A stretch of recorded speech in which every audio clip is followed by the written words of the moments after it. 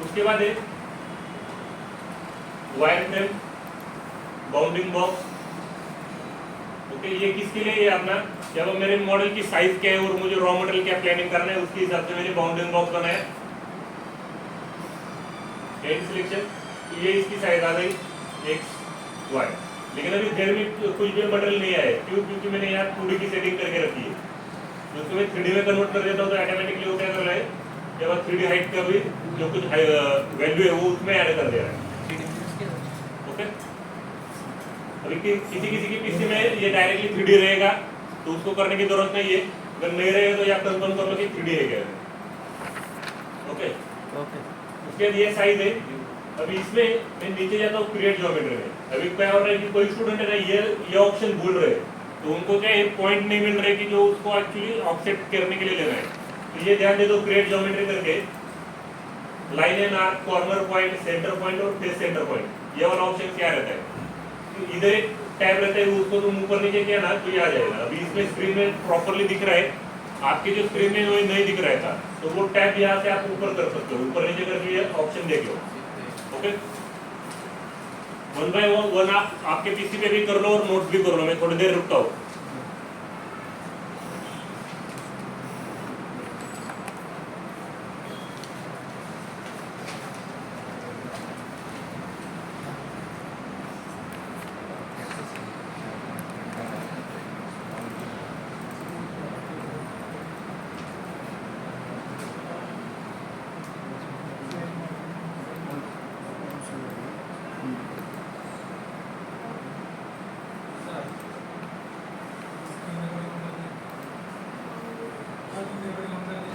चलो चलो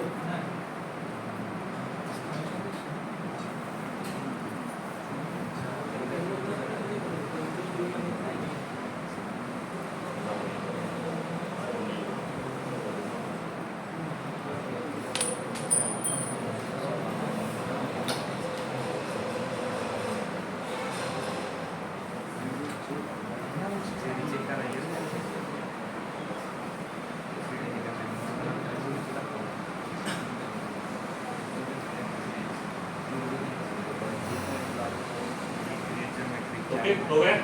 yes sir. इसको मैं ओके बोल देता हूँ। तो ये क्या कर देता है, जो कुछ मेरा ये साइज है इसका एक रॉ मटेरियल के डिजाइन, मतलब लाइन की डिजाइन मुझे यहाँ बना के देगा, और उसके साथ साथ कॉर्नर पॉइंट और सेंटर पॉइंट भी बना के देगा। ये देखो ये पॉइंट वगैरह बन गई है। तो मैं बैक कर लेता हूँ तो आपको पता चलेगा कि इधर किधर पॉइंट बने। ये देखो, ओके। उसके बाद एक ट्रांसफॉर्म में जाता हूँ मैं और उसको बोल देता हूँ मूव टू ओरिजिन। अभी ये किसके लिए है, क्योंकि मेरा जो WCS है वो यहाँ है और मेरा जॉब यहाँ है। ओके, तो उसको मुझे अलाइन करना है सेंटर में, तो उसमें जाता हूँ मैं ट्रांसफॉर्म में मूव टू ओरिजिन और यहाँ उसको कर देता हूँ मैं कॉर्नर, जो टॉप सेंटर वाला पॉइंट है वहाँ मैं 0 कर देता हूँ। ओके, आपको जहाँ चाहिए वो आप कर सकते हो, लेकिन मोस्टली हम टॉप सेंटर के ऊपर ही करेंगे। इसको प्रॉपरली आइसोमेट्रिक व्यू में देखो, नहीं तो प्रॉपर जूम करके वो मुझको 0 कर दो। जैसे मैं उसके ऊपर क्लिक कर देता हूँ वो क्या कर देता है, अलाइन हो जाता है ये WCS को। ओके, इसके बाद इसका कलर चेंज होता है, जब भी वो मूवमेंट होता है तो कलर चेंज होता है, तो उसको राइट क्लिक करके या क्लियर कलर बोल दें तो भी चलेगा। ओके,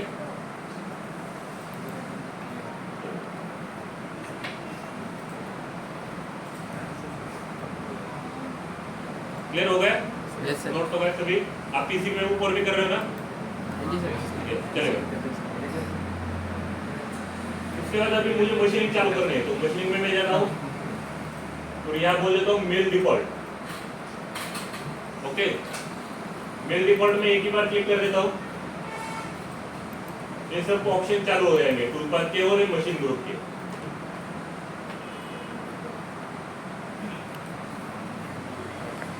ओके, हाँ सर। उसके बाद ये जो प्रॉपर्टीज है इसमें जाके मुझे सेटिंग करनी है, जो कुछ मेरे जॉब को कौन सी मशीन यूज करने वाला हो, कितना रॉ मटेरियल यूज करने वाला हो, ये मैं सॉफ्टवेयर को बता रहा हूँ अभी। तो फाइल में जाता हूँ, तो फर्स्ट है आप फाइल में रिप्लेस करके मैं जो मैं मिल डिफॉल्ट EMM है वो सिलेक्ट कर देता हूँ। तो मेरा जो कुछ प्रोग्राम है वो मेरे आइसोमेट्रिक प्रोग्राम में आ जाएगी। ये पोस्ट सेट कर रहा हूँ, यस सर। उसके बाद एक मास्टर मॉडल मतलब कौन सा मॉडल मेरे को मशीनिंग करना है। तो यहाँ जाता हूँ इस एरो के ऊपर, ओके, और उसको बता देता हूँ सॉफ्टवेयर को कि ये मेरे को मशीनिंग करना है, मतलब मशीन सेटअप में ये ऐड कर देता हूँ, ओके, क्लियर। उसके बाद एक स्टॉक सेटअप मतलब मेरा रॉ मटेरियल कितना है,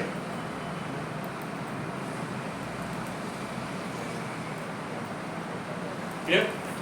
अब नोट डाउन करके ले आइए, स्टॉक सेटअप मतलब मेरा रॉ मटेरियल कितना है। तो मैं इधर जाता हूँ ऐड फ्रॉम बाउंडिंग बॉक्स से, या बोल देता हूँ मैन्युअली पूरा सिलेक्ट कर दिया, तो या बोलते हैं एंड सिलेक्शन। तो ये क्या कर देता है, जितना भी जॉब है मेरा उसके हिसाब से फिर से सेम प्रोसेस है, जैसे बाउंडिंग बॉक्स का था सेम प्रोसेस। अभी क्या हो रहा है कि किसी का ये स्किप हो रहा है, तो जब वो वेरीफाई कर रहा है तो उसको एक्चुअली प्रॉपरली मशीनिंग होता हुआ नहीं दिख रहा है। तो ये जो स्टेप है ये प्रॉपरली कर लेने का है, उसके बाद ही आगे के प्रोसेस करो। उसके लिए पिक्चर देने के लिए, तो पिक्चर कुछ देने की जरूरत नहीं है अभी, टूल का भी अभी कुछ नहीं है। उसके लिए मशीन, कौन सी मशीन तुम्हें यूज करनी है, ओके। तो सिमुलेशन के लिए मुझे कौन सी मशीन यूज करनी है, यहाँ जाके मैं ये VMC वाला सिलेक्ट कर देता हूँ, 3 axis VMC, okay. Yes sir. ये सब एक 1 by 1 में देते गए, उसके बाद में ओके बोल देता हूँ। ये कौन सा भी जॉब रहेगा तो ये प्रोसेस करना ही करना है आपको।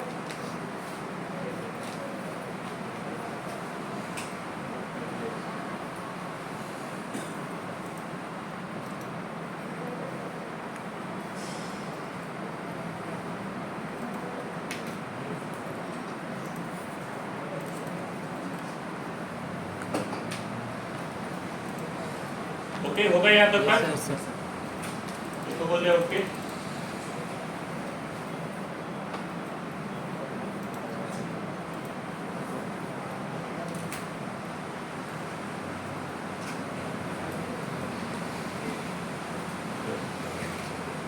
उसके बाद जाना है मुझे कि एक बाउंड्री बनाना है। बाउंड्री मतलब क्या है कि अब मेरे कितने एरिया के अंदर मशीनिंग करना है वो बताने के लिए मुझे एक बाउंड्री चाहिए, ओके।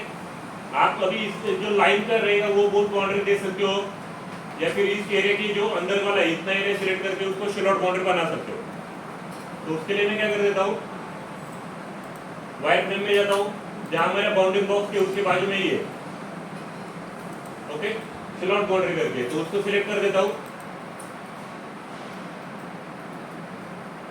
अभी इसमें से मुझे ये एरिया मशीनिंग नहीं करने का है, ये फ्लैग हो चुका है मेरा, समझिए बाहर ही जितना मेरा प्रोफाइल है उतने एरिया मेरे को सिलेक्ट करने का है।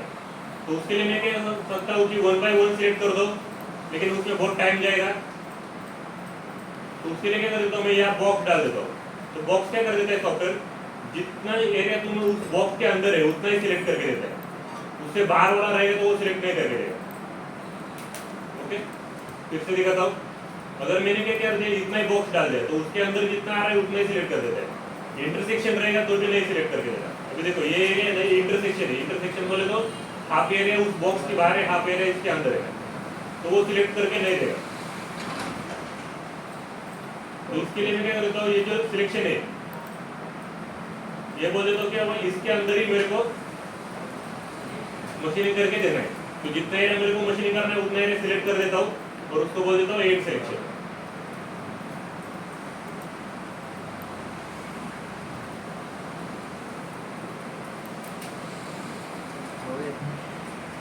हो गया?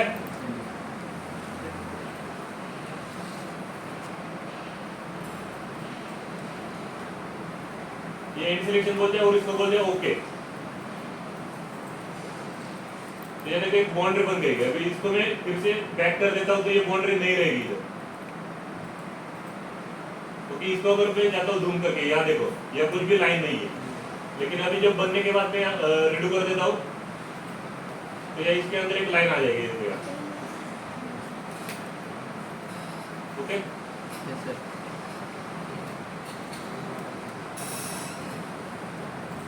सर इसमें कर्व और एजेस सिलेक्ट करने की लोड तो नहीं है ना फिर?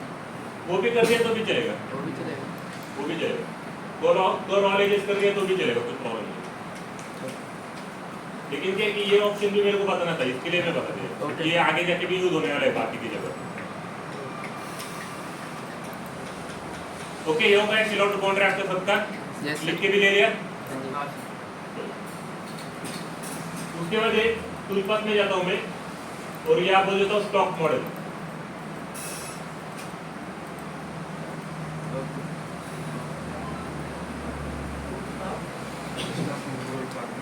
स्टॉक मॉडल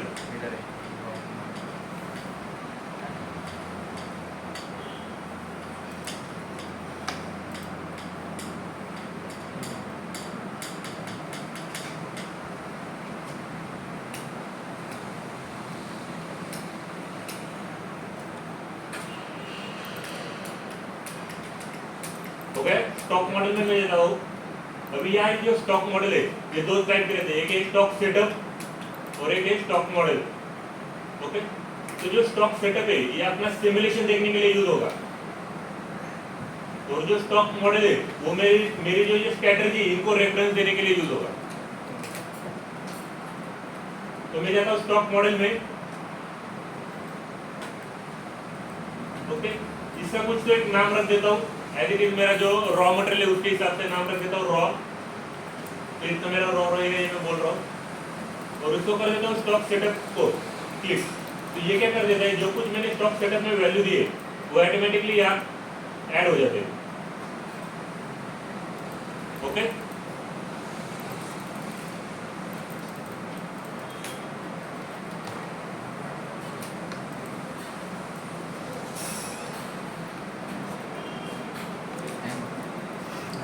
क्लियर हो गया।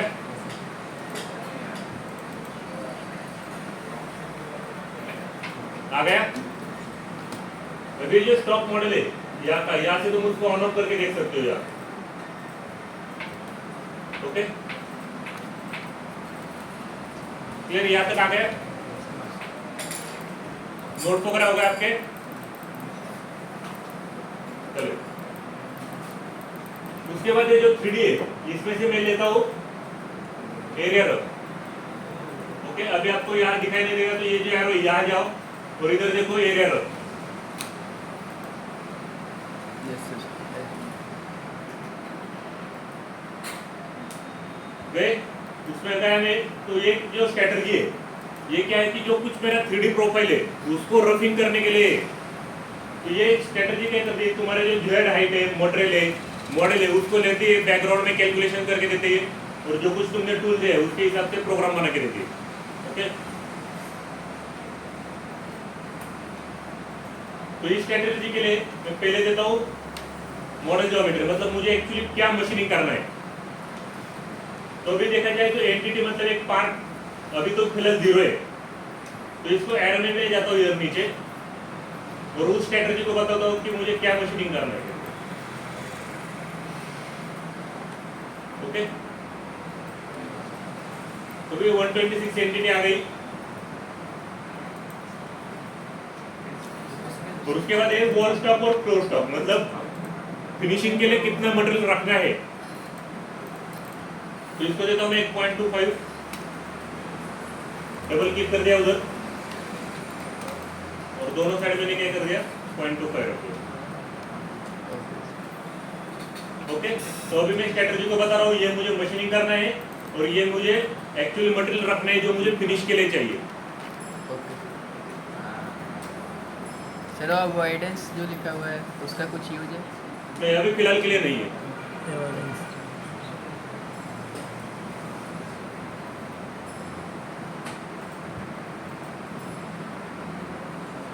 ओके, ओके, लिख लिया सबने।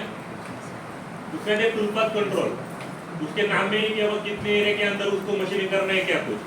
मॉडल ज्योमेट्री वाला एक बार और बताओ, मॉडल ज्योमेट्री वाला एक बार और बताओ। मॉडल ज्योमेट्री ना, हाँ। ओके, तो भी मॉडल ज्योमेट्री पहले कैसे रहता है, इस तरह रहता है। ओके, तो भी मॉडल ज्योमेट्री मतलब क्या है कि मुझे क्या मशीनिंग करना है, ये मुझे उस स्ट्रेटजी को बताना है। तो अभी फिलहाल के लिए मैं वो एंटिटी में देखा जाए तो 0 ही है, मतलब स्ट्रेटजी को पता ही नहीं कि क्या मशीनिंग करना है।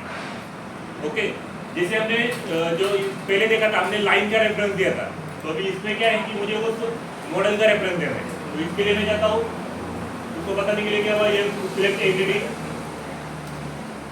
उसको सबको सिलेक्ट कर दिया और उसको बोल दिया एंड सिलेक्शन। मतलब मैं उसको बता रहा हूँ कि अब मुझे ये पूरा जॉब मशीनिंग करना है और उसको मशीनिंग करने के बाद कितना स्टॉक छोड़ना है मुझे, तो 0.25 स्टॉक छोड़ दो। वो किसके लिए है? फिनिशिंग के लिए।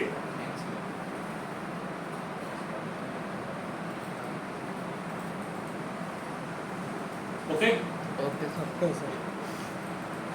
उसके बाद tool path control. Tool path control means क्या है कि अब कितने एरिया के अंदर मेरे को मशीनिंग करना है, कंट्रोल करना है। तो बाउंड्री में क्या है, मैंने जो कुछ मैंने शेलॉट बाउंड्री बनाई थी उसका रेफरेंस दे दिया। अभी फिलहाल के लिए यार 0 है, उसको क्लिक कर दिया, जो कुछ मेरी लाइन थी उसको सिलेक्ट कर दिया और उसको बोल दिया ओके। ये हो गई मेरी बाउंड्री। इसके मुझे क्या करना है, सेंटर तक जाना है।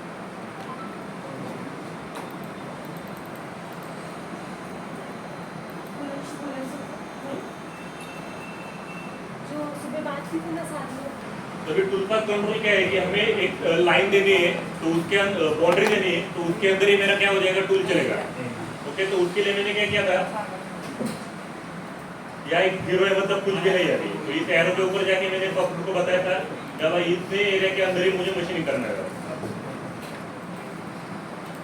और इधर दिया था मैंने सेंटर। तो सेंटर मतलब क्या है कि मशीनिंग करते करते वो सेंटर तक ही जाएगा, उससे बाहर नहीं जाएगा।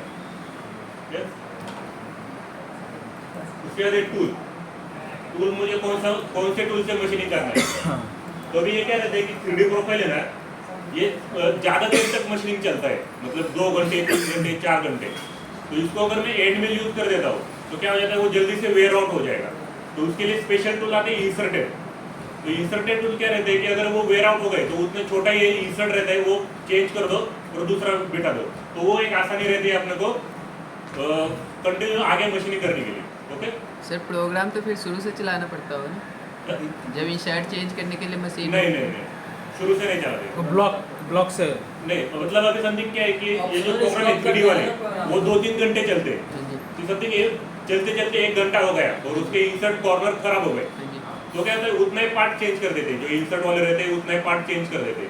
तो वो चेंज करने के बाद फिर से चला देते सर। उसके लिए उधर से मशीन आगे से चला देते, पहले से चलाने की जरूरत नहीं है। अच्छा, मशीन रीसेट करने की जरूरत तो नहीं? नहीं, वो इंसर्ट का वैसे सेटिंग रहता है। और हमने क्या किया है कि 0.25 उसको स्टॉक दिया है।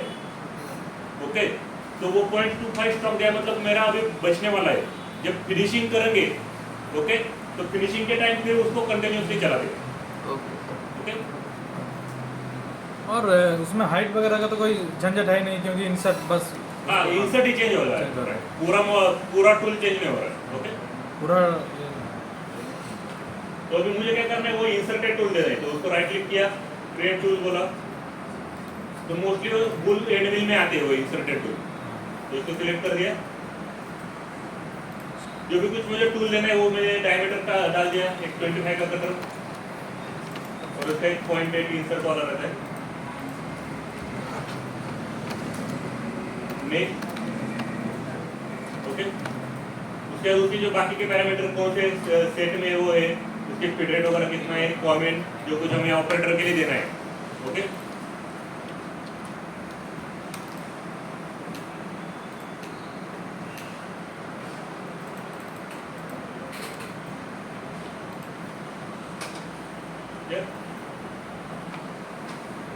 क्या कमेंट दिया ओके। सर? कमेंट क्या दिया? 1 अब कुछ भी आप मतलब पहला प्रोग्राम है, हाँ। कौन सा टूल पाते हैं और रफिंग कर रहे हैं कि फिनिशिंग कर रहे हैं। ओके। सर, ये इंसर्ट वाली टूल पे फीड रेट कितना चला सकते हैं? वो भी क्या है कि हर एक टूल के हिसाब से अलग अलग रहता है। ओके, मैं बाद में आपको एक चार्ट देता हूँ, उस चार्ट में से आपने 2 मिनट कॉपी कर लिया तो भी चलेगा, नहीं तो उसके एक फॉर्मूला रहते हैं पाइडेन का, अगर मैं आपको बाद में बता देता तो हूँ। VC1 पाइडियन by 1000 velocity of car.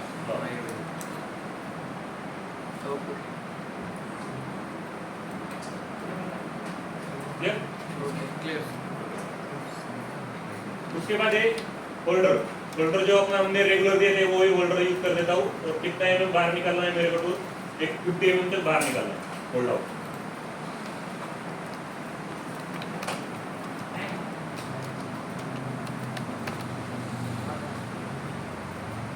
Full projection 51 kilo।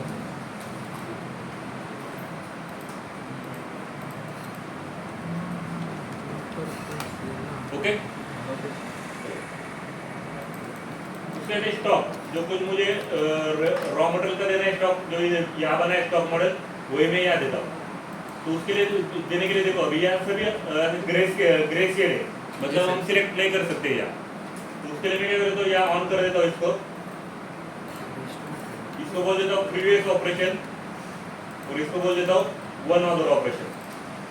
Okay, तो इसका मीनिंग क्या है कि अभी देखो ये भी ग्रे स्केल है, जब मैं इसको सिलेक्ट कर देता हूँ तो ये सिलेक्ट करने के लिए ऑल आउट कर देता है।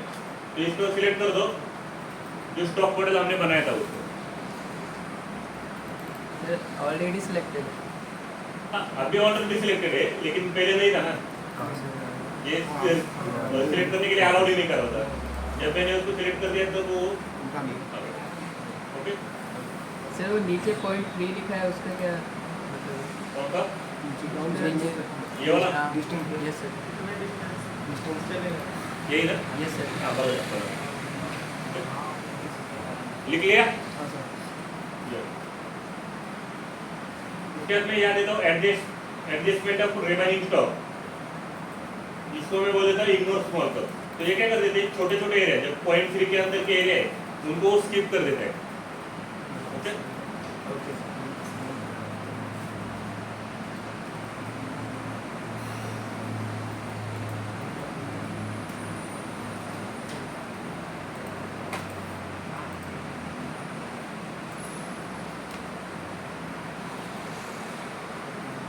डिस्टेंस क्या है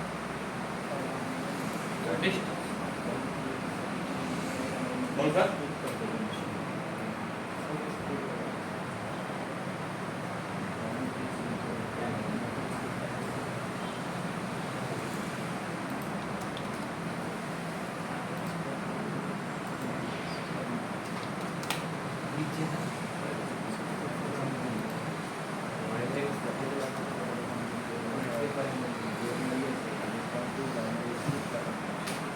क्लियर हो गए? ओके। उसके बाद एक कट पैरामीटर, जैसे हम उसको स्टेप डाउन वगैरह देना है तो यह कट पैरामीटर में दे देंगे। तो यह कट स्टाइल में दे दिया क्लाइंब, ओपन कंट्रोल डायरेक्शन में दे zigzag, मतलब दोनों साइड से काम करेगा वो मशीन के लिए, तो इससे अपना टाइमिंग सेविंग होगा थोड़ा सा। उसके बाद स्टेप डाउन, मतलब डेप्थ ऑफ कट कितना चाहिए, तो इसको दे दिया मैंने समथिंग 8.25 की डेप्थ ऑफ कट दे दी। उसके बाद स्टेप 4 बोले थे एक पास होने के बाद नेक्स्ट वाला पास कितना लेगा। ओके, तो वो दे दिया मैंने लगभग 70%।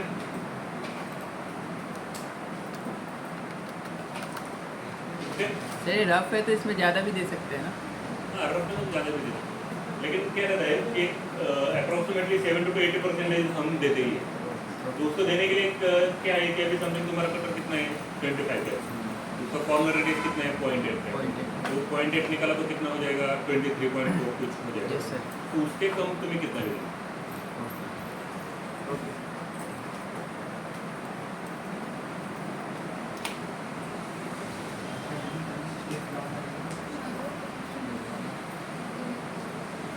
क्लियर होगा ये इधर का। उसके कॉर्नर राउंडिंग ऑन कर देता हूँ, ये क्या है कि स्मूथिंग के लिए अपना यूज होगा। और क्रिटिकल डेप्थ, ये दोनों भी मैंने ऑन कर लिया।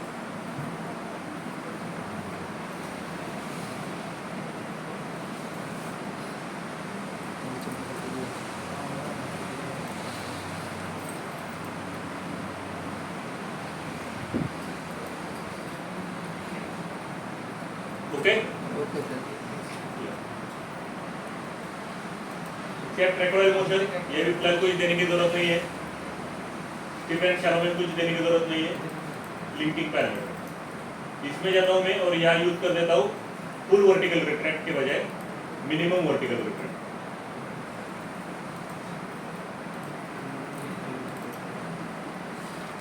साइकिल टाइम को सेव करेगा।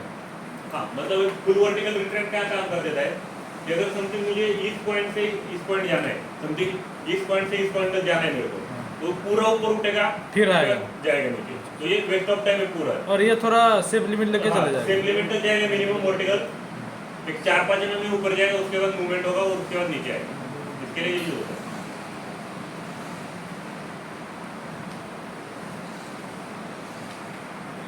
है। मिनिमम डिस्टेंस है इसमें, उसका क्या मतलब है? सॉरी, साथ में मिनिमम डिस्टेंस भी है, हाँ उसका क्या मिनिमम डिस्टेंस ये क्या है कि और वो क्लोजली जाता है ओके तो क्लोजली बहुत कभी कभी रिस्की रहता है तो इसके लिए हम मोस्टली यूज कर देते हैं मिनिमम वर्टिकल रिट्रैक्टर ओके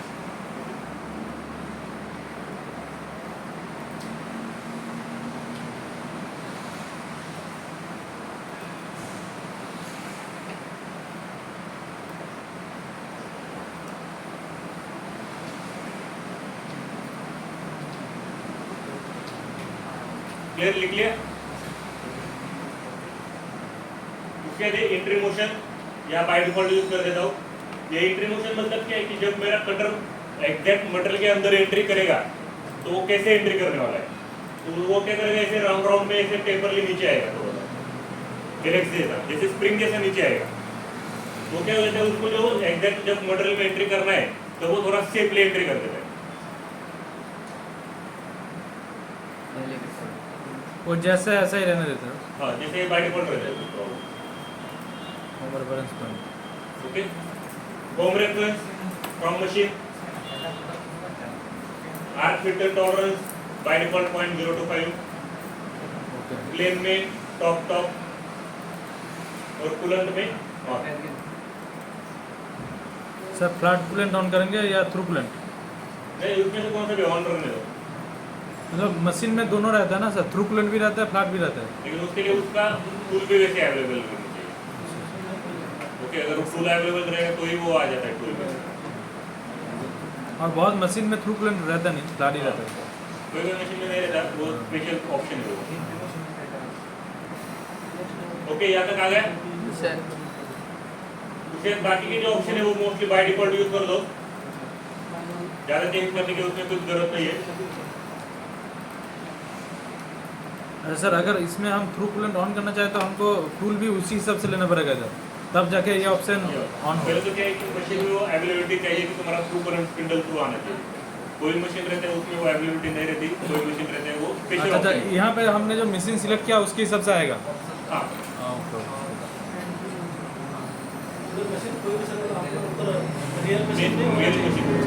वो तो मैं समझ गया, लेकिन इसमें नहीं आ रहा है वो, मतलब डिसेबल्ड दिखा रहा है। नहीं आएगा ना, इसको ऑफ करो फिर ट्रू कूलेंट ऑन हो जाएगा। अच्छा दोनों एक साथ ऑन नहीं कर सकते क्या? यहाँ हो गया आपका कोड अलग अलग subscription। होता है ना, लिख के ले लिया यस सर। तो ठीक है, वो नहीं बोल रहा हूँ। ओके मशीन में क्या होता है? ये सब होने के बाद मैं क्या कर देता हूँ याद किए हाँ चलता है। तो देखो ये कैलकुलेशन चल रहा है अभी जरा आपने देखा ना कैलकुलेशन चल रहा है तो ये प्रोग्राम बना के दे दिया तो ये क्या कर देता है इसके हाइट वगैरह सब कितना डिस्टेंस ये सब बैकग्राउंड में कैलकुलेशन कर देता है उसके हिसाब से पास बना देते हैं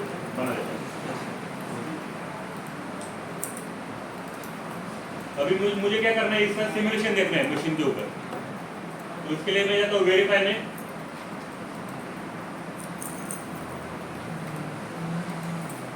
ओके और यह कर देता हूँ प्ले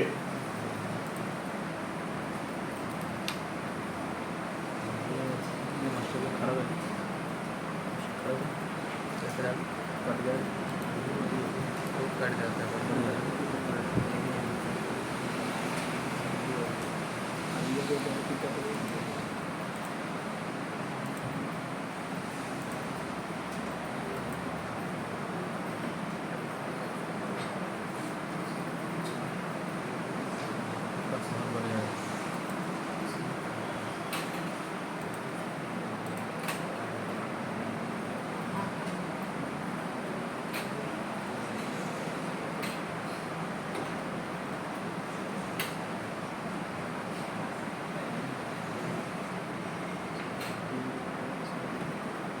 क्लियर हो गया सबने नोट डाउन कर लिया Yes, sir. ओके चलेगा डाउन करने के सुन लिया